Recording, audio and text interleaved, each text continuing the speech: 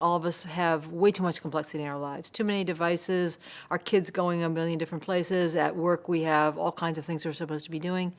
And realizing, is there a way to be simple? And then noticing that I think the most effective people actually are simple. And so that kind of led us to start exploring what's the value of simple rules and simplicity. We started studying companies and their product development processes.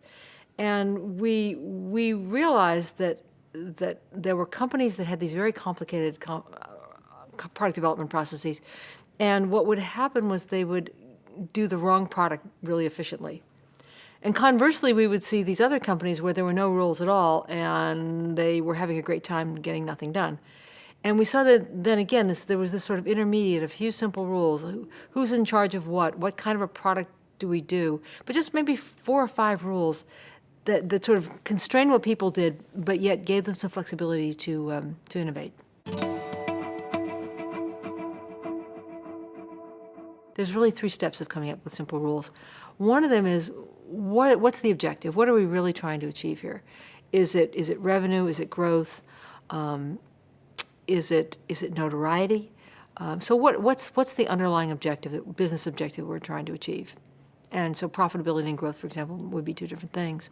So what are we trying to achieve? And that's usually fairly straightforward for business people to come up with. What's harder to figure out is, what's the bottleneck process? What's the repeated thing that we do often that really keeps us from achieving that objective? So an interesting example is actually Google back in the day. There were some problems at Google early on where they weren't getting enough product improvement in their search engine and some of their other products. So their product development wasn't as good as they wanted it to be. Thought a bit about, do we reorganize product development? What do we do? Well, then as they thought about more, the real bottleneck that was keeping them from being successful was the quality of their computer scientists. And so they realized the real bottleneck was the hiring process. And what we need to do is get top-flight computer scientists, because top-flight computer scientists are substantially better than the average computer scientist. And then they developed some simple rules that were things you might not expect. Things like, look for people who are eccentric because they're more creative. So people who ride a unicycle, climb the Himalayas, do something strange. And look for people, always prefer referrals from other Googlers, because the idea there was Googlers know what good Googlers look like, and they want to work with them. And then the third one was stop the hiring process if you see anything phony or fake on the resume, because we want high integrity people. So the point here is that the objective was not what they first thought it was going to, the bottleneck was not what they first thought it was going to be. It ultimately became something around computer science hires. And then finally developing the rules. That's the third step, is what are the rules? And that's usually a combination of looking back at your own data. So for example, I worked with a company in biotech where partnerships were very important. And they looked back at their data trying to figure out, when were we successful, when were we? So try to understand from your own data. Another strategy is to bring out outside experts. You come up with rules by thinking about what your objective is, trying to figure out what that bottleneck is, which is probably the hardest thing to do, and then developing rules partly from your own experience, partly with working with outsiders to come up with them. You can make faster decisions when you're simple, because you only have to think of a few factors. The second reason is that there are certain situations that some simplicity actually is not only faster, but it's actually better than using complicated formulas and lots of data. Because if you use a lot of data and a lot of formulas, what you tend to do is overfit the past, which is a poor predictor of future.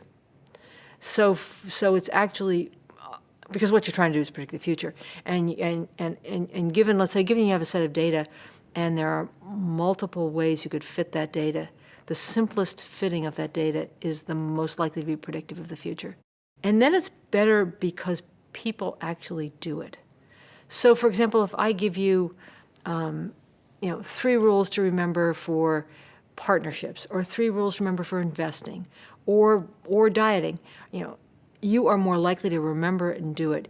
Even if you're stressed out, you're busy, you've got a zillion things to do, you can say, oh, wait a minute, I'm supposed to think about hiring people, and I remember these 3 rules, and that's all I have to remember. So it's particularly effective when you're just stressed out with too much to do.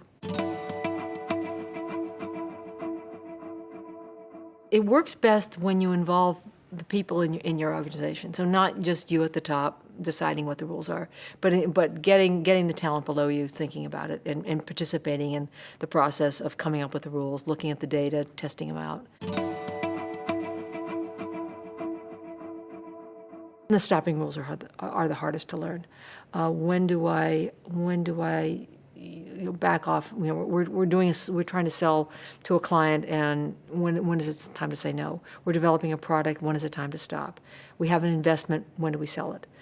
Those stopping rules are the hardest for people to learn, and I think maybe ironically, they're also related to higher performance. So probably one of the biggest mistakes business people make is they stay in something too long, and a stopping rule helps you get out of that. People are really good at starting, and they're really bad at stopping. And so a rule that says, I'm done with this partner, I'm done with this sales call, I'm done with this product, I'm done this person, I'm not hiring them, whatever the process is, that you have a rule that says, I stop. When it's time to change is when they don't seem to be working anymore, or the situation has somehow changed. One of the examples I think that's pretty obvious that people would know well is the Moneyball, the Oakland A's Moneyball, which was focused on, among other things, getting players with high on-base percentage. Well, once everybody else in the major leagues figures that out, they're doing it too. They're paying more than you are, and the Boston Red Sox are winning the pennant, and you're not. And so when your rules are starting to be copied by competitors, when the situations change, as it did for the A's, you have to change up the rules.